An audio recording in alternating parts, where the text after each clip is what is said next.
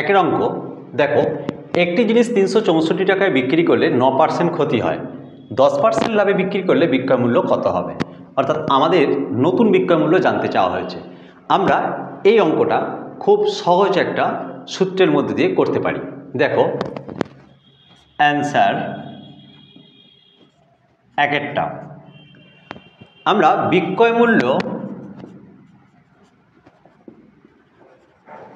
গুণিতক 100 plus love by 100 minus ক্ষতি, এই সহজ ফর্মুলাতে অঙ্কটা আমরা খুব সহজে করতে পারি। দেখো আমরা এখানে আমাদের বিক্রয় মূল্য 364 গুণিতক 100 প্লাস লাভ, 100 লাভ হচ্ছে যে 10%, মানে 100 প্লাস 10, তাহলে 100 প্লাস 10, নিচে 100 মাইনাস ক্ষতি, ক্ষতি পার্সেন্টেজ হচ্ছে 9, অর্থাৎ 100 মাইনাস 9, ওকে, সমান 364 গুণিতক 100 প্লাস 10 110, 100 থেকে 9 বাদ দিলে 91 হয়।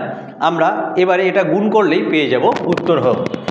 দেখো 91 মানে আমরা যদি 91কে কাটাকাটি করি তাহলে কি হয়, 91 4 91 364, ওকে, আর 4 ইন্টু 110 মানে 440, তাহলে 440 টাকা, ওকে। তাহলে নতুন বিক্রয় মূল্য 440 টাকা হবে, ওকে।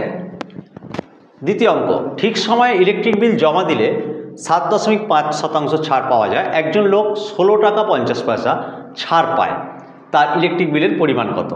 দেখো এখানে ছাড়ের শতকরা হার 7.5 আর 16 টাকা 50 পয়সা সে ছাড় পেয়েছে। তাহলে আমরা 2 নম্বর অঙ্ক দেখো, তাহলে 16 টাকা 50 পয়সা এত টাকা সমান 7.5% লিখতে পারি।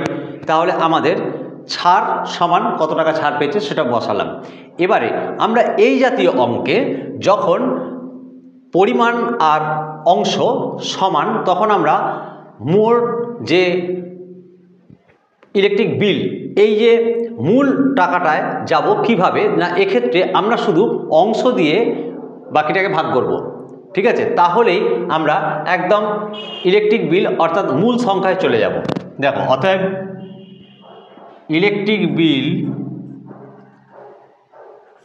ইলেকট্রিক বিলের পরিমাণ, ওকে, পরিমাণ কত হবে না, আমি কি বললাম না, অংশটা দিয়ে ভাগ করব।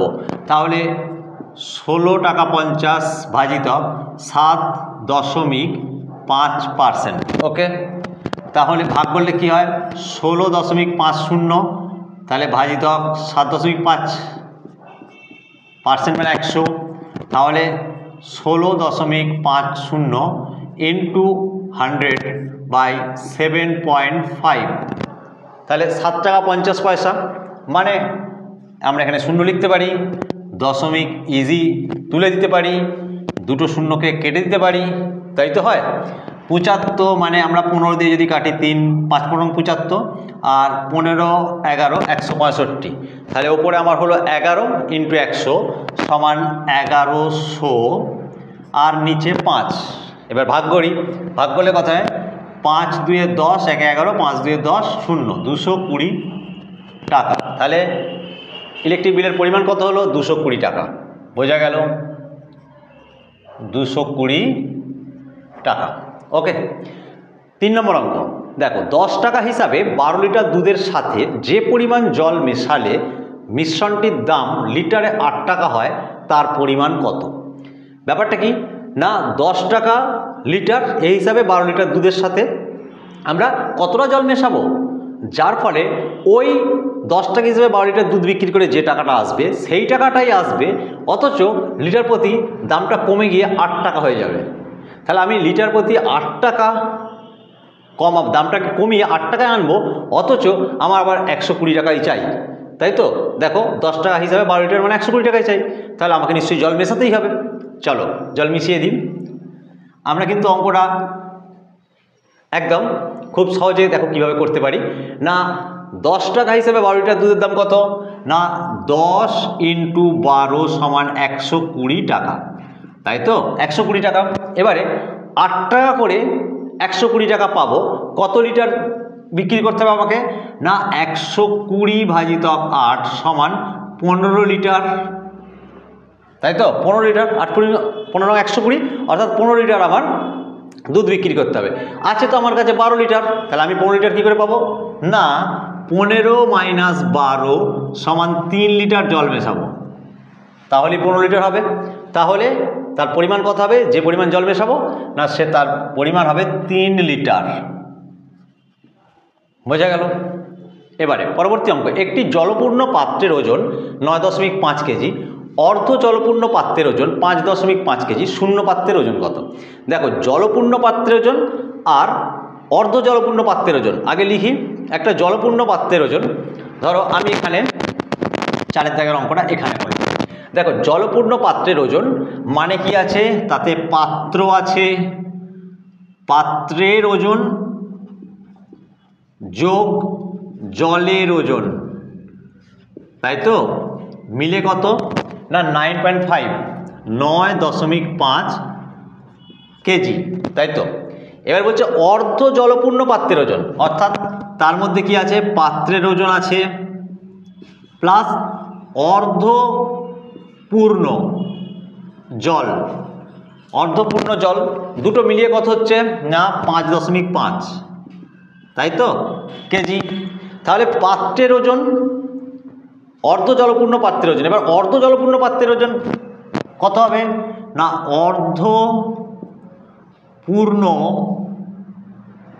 জলের ওজন আর কি, জলের ওজন, তাহলে কত হবে? বিয়োগ করলে আমরা পাবো 0.5 4 কেজি। তাহলে ভালো করে দেখো, তাহলে অর্ধপূর্ণ জলের ওজন 4 কেজি, যখনই তার সঙ্গে পাত্রের ওজন যোগ হলো সেটা হয়ে গেল 5.5 কেজি, তাই তো? তাহলে যে বাড়লো যেটা সেটা নিশ্চয়ই পাত্রের ওজন যোগ হওয়ার ফলে বাড়লো, তাহলে পাত্রের ওজন ওটা, অর্থাৎ শূন্য পাত্রের ওজন কত হবে? শূন্য পাত্রের ওজন মানে 5.5 বিয়োগ 4 সমান 1.5 কেজি। বুঝা গেল? তাহলে পাত্রের ওজনের সঙ্গে যখন অর্ধেক জল আছে তখন 5.5 কেজি, আর শুধু অর্ধেক জল 4 কেজি, তাহলে নিশ্চয়ই বাকিটা পাত্রের ওজন, অর্থাৎ পাত্রের ওজন হলো 5.5 থেকে 4 কেজি বাদ দিলে 1.5 কেজি। ওকে, তাহলে উত্তর হলো 1.5 কেজি, 1.5 কেজি। ওকে।